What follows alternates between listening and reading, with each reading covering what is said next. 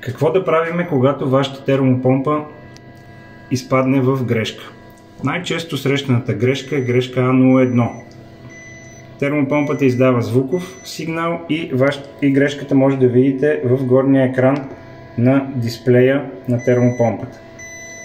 Какво означава грешка А01?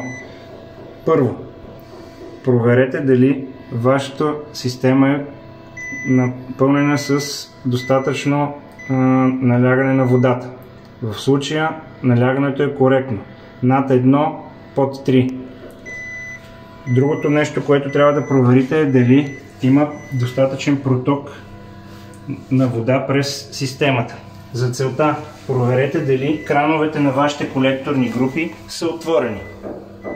Виждаме, че в случая един кран на подовото отопление е затворен.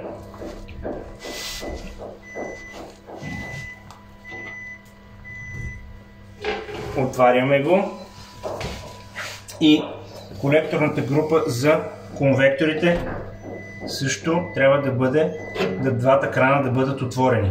Това ще осигури проток винаги през системата. Задължително, когато имате подово отопление, задвижките могат да бъдат затворени всичките, което е равностойно на затворен кран.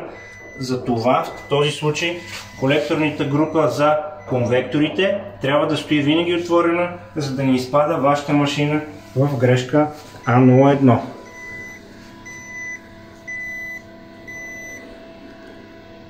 Какво да направите, за да рестартирате системата? Спрете машината и я пуснете отново. След като сте се уверили, че са отворени съответните кранове, тя ще направи проверка за дебита и ако той е достатъчен, ще тръгне без да изписва вече грешка.